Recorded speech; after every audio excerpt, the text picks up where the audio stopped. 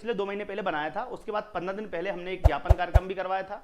उन सब में आप सबकी समस्या को रखा था कि कई सारी ऐसी योजनाएं हैं जो मुख्यमंत्री जी घोषणाएं तो कर देते हैं लेकिन वो जमीनी स्तर पर नहीं आती। तो आज उसके लिए मुख्यमंत्री जी ने स्वयं, आप देख सकते हैं, उन्होंने स्वयं बयान दिया है कि मोहन यादव ने प्रशासनिक अमले को स्पष्ट संदेश दिया है और ये हमारी एक प्रकार से जीत है कि देखो, आपकी आवाज को हमने सरकार तक पहुंचाया, सरकार ने उस चीज को माना कि योजना या फाइलों में नहीं, जमीन पर भी दिखनी चाहिए, फील्ड पर रात बिताएं। कमिश्नर कलेक्टर कॉन्फ्रेंस में कलेक्टर्स को, कमिश्नर्स को, सबको बोला है कि जो आपके लिए काम दिया जा रहा है उस काम को उचित समय में करें और जो योजनाओं का लाभ लोगों को नहीं मिल रहा है वो लाभ दिलाएं।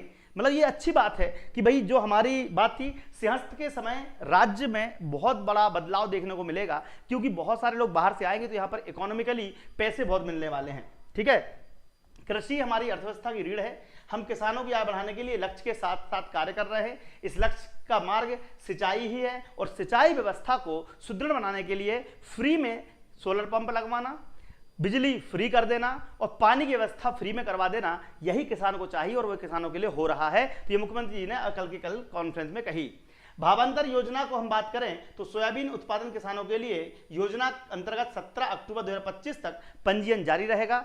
इसकी डेट आगे बढ़ा दी गई है ताकि किसानों को लाभ मिल सके और जल्द अपना पंजीयन पूरा कराएं क्योंकि भावांतर से जो पैसे का लाभ है वो सीधे आपके खाते में आएगा। ये भी एक बड़ी पहल यहाँ पर योजना के माध्यम से हो रही है।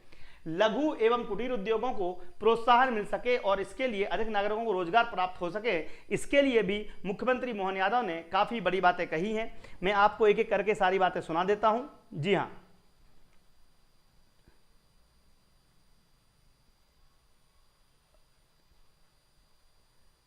लघु उद्योगों के लिए बिल्कुल सही। ठीक है, लघु उद्योगों के लिए मुख्यमंत्री मोहन यादव ने क्या कहा है, पहले ये सुन लेते हैं, इसके बाद देखेंगे अगली बड़ी खबर।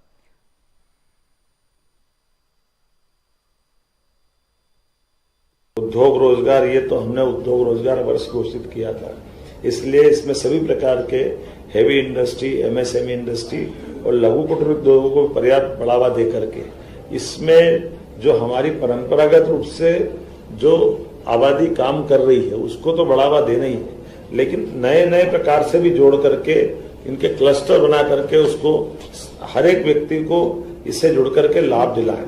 इसी में एमओयू जो इतने हुए हमारे पिछले 2 साल के अंदर रीजनल इंडस्ट्री कॉन्क्लेव में, या हमारी जो जीआईएस हुई थी उसमें, या अभी जो हमारे कार्यक्रम चल रहे हैं रोड शो के, यहाँ के, इस पे भी काम करें और पुरानी मिलों के निपटारे की दृष्टि से भी, जैसे हमने अपना हुकुमचंद बिल का निराकरण किया, उज्जैन का किया था, रतलाम, ग्वालियर।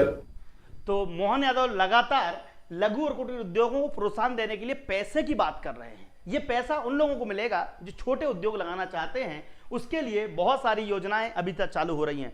लेकिन एक बात बता दूं आपको, जीतू पटवारी लगातार अभी ग्राउंड पर बहुत बड़ा काम कर रहे हैं, जिसमें से दुर्भावना से भरी हुई भाजपा को ओबीसी विरोधी बताया जा रहा है।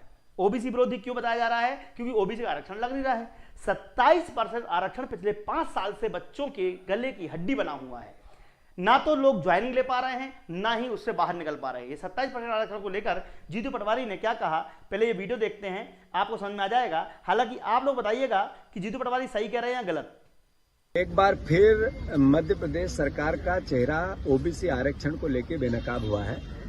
इसके पहले जिस तरीके से तारीख लगी थी, जब एडवोकेट जनरल साहब ने तारीख आगे बढ़ाने का आग्रह किया था, लॉजिक कुछ नहीं था।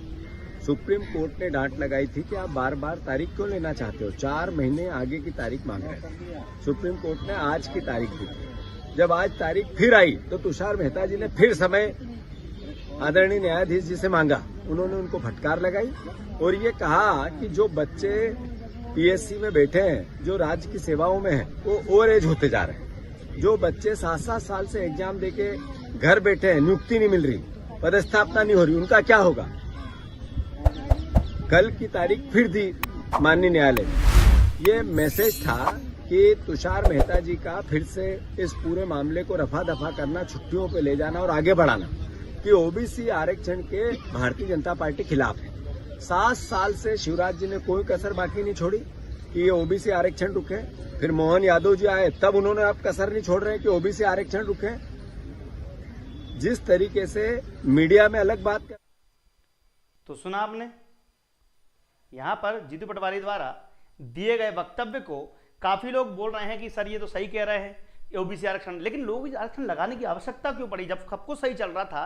कांग्रेस पार्टी की एक आदत तो है, वो जातियों में लोगों को बांटती है और आरक्षण के नाम पर वोट बैंक की राजनीति करती है, शुरू से करते आई है। अगर आरक्षण जब धीरे धीरे खत्म होने जा रहा था, जो बच्चा पढ़ाई लिखाई करेगा वो आगे बढ़ेगा, जो नहीं पढ़ेगा उसको टेंशन होगी, ये सारी चीजें हो रही थी, लेकिन इन्होंने नहीं माना, अब ये आगे चालू कर रहे हैं।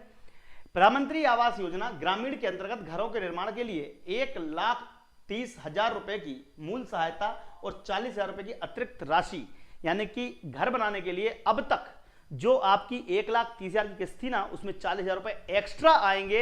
ये बड़ी बात मामा ने कही है। आप देखिए मामा का ये वीडियो, इसके बाद देखेंगे अगली बड़ी खबर। भैया एक्स्ट्रा पैसा मिलने वाले हैं आपको, ये ध्यान रखिएगा। क्या होने वाला है? एक्स्ट्रा पैसे मिलने वाले हैं।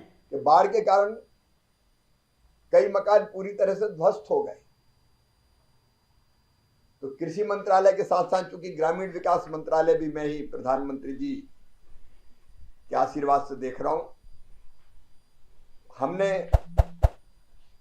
जम्मू कश्मीर की सरकार ने जो हमें अपना ज्ञापन भेजा था, उसमें उन्होंने कहा था 5,101 घर उनके पुनर्निर्माण के लिए सहायता की आवश्यकता है,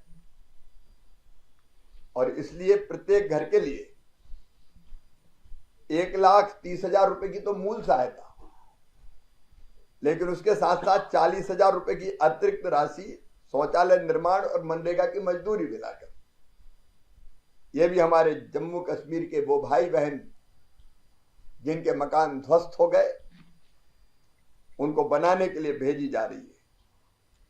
और ये राशि कुल मिला के होती है 85 करोड़ 62 लाख रुपया। ये 85 करोड़ 62 लाख रुपया का आपका प्रस्ताव भी हमने स्वीकृत कर लिया है, ताकि लोग फिर से अपना बसेरा बसा सकें, अपना घर फिर से खड़ा कर सकें। मैं ये भी निवेदन करना चाहता हूं, तो मामा का भाषण तो काफी लंबा था, लेकिन कहने की बात यह है, मुद्दे की बात यह है कि अब तक जो आपको लगभग 1,30,000 रुपए खाते में राशि आती थी, अब उसमें 40,000 रुपए और ऐड होकर आएंगे। यानी कि घर बनाने के लिए चूंकि महंगाई बढ़ गई है, कुछ लोगों का यह कहना था कि भैया महंगाई हो गई और आप उतने पैसे दे रहे हो पिछले 5 साल से, अब तो बढ़ा दो। तो मामा ने कहा लो भैया हमने 40,000 रुपए अतिरिक्त राशि डाल दी है, यानी कि अब प्रधानमंत्री आवास योजना में एक्स्ट्रा पैसे भी आएंगे। मुख्यमंत्री मोहन यादव ने ये कहा है कि बहनों के खाते में अब 1,500 रुपए आएंगे, जो कि मैं आपको कल परसों भी बता दिया था कि लाडली बहनाओं के खाते में 1,500 रुपए डालने का जो प्रोसेस है, जी हाँ, वो आपको पता होगा। 1,500 रुपए मैं नहीं बोल रहा हूं, ये खुद मोहन यादव बोल रहे हैं। पहले ये वीडियो देख लो, अगर आपको यकीन ना हो। उसके बाद बता दूं कब से आएंगे, कैसे आएंगे, किस किस को मिलेंगे, सारी बातें बताऊंगा। पहले ये वीडियो आप देख लीजिएगा। सभी लाडली बहनों को प्रणाम करना, जोरदार अभिनंदन करें बहनों के लिए भी। बहनें आप भी चिंता मत करना, हमारी सरकार ने कहा था कि हम धीरे धीरे करके 5 साल में आपको 3,000 रुपया महीना तक देंगे। तो इसी साल दिवाली के बाद भाई दूज पे 1,500 रुपया महीना आपके भी चालू करने वाले हैं। जोरदार अभिनंदन करो बहनों के लिए भी। और किसान भाई भी बैठे हैं, किसान के लिए भी ये सारी सिंचाई योजना एक के बाद एक खेत में सिंचाई का पानी पहुंचाने के लिए आज भी बड़ी योजना का लोकार्पण कर रहे हैं। जोरदार अभिनंदन करें किसानों के लिए भी। कोई परेशानी आने वाली नहीं है, हमारे किसानों के खेतों में पानी पहुंचे। इसलिए यशस्वी प्रधानमंत्री नरेंद्र मोदी जी के माध्यम से बुंदेलखंड के सारे जिले, चाहे उत्तर प्रदेश के हो या मध्य प्रदेश के, ऐसे में यहां भी केन बेतवा नदी के माध्यम से जो छूटा हुआ विदेश का क्षेत्र था, उसको भी योजना बना करके विदिशा में पीने के पानी भी, मुकेश जी चिंता मत करना, और खेतों में सिंचाई का पानी और युवा उद्योग लगा। लो भैया, तो कुल मिला के आपने देखा कि यहां पर 1,500 रुपए की राशि जो है ये आपके खाते में आने वाली है। अब तीसरा चरण शुरू करने के लिए हम लगातार प्रयास कर रहे हैं। तो जैसे हमने आपके प्रधानमंत्री आवास योजना की राशि बढ़वाई, जैसे हमने आपको भावांतर योजना लागू करने के लिए डेट बढ़वाई, जैसे हमने आपको और भी, जैसे हमने ज्ञापन कार्यक्रम के माध्यम से योजनाएं लागू करने के लिए प्रधानमंत्री मुख्यमंत्री पर दबाव बनाया, आगे भी आपकी आवाज को सरकार तक हम पहुंचाते रहेंगे। तो जुड़े रहिए हमारे साथ, वीडियो को शेयर कीजिए, चैनल सब्सक्राइब कीजिए। और फसल पानी में डूबकर बर्बाद हुई है तो फसल बीमा योजना का लाभ डायरेक्ट दिया जाएगा, इसको लेकर कृषि मंत्री ने एक बयान दिया है। ये बयान हम आपको कल सुनवाएंगे, इस पर वीडियो अलग से भी बनाएंगे। जिसकी फसल बर्बाद हुई है उसको मुआवजा दिलवा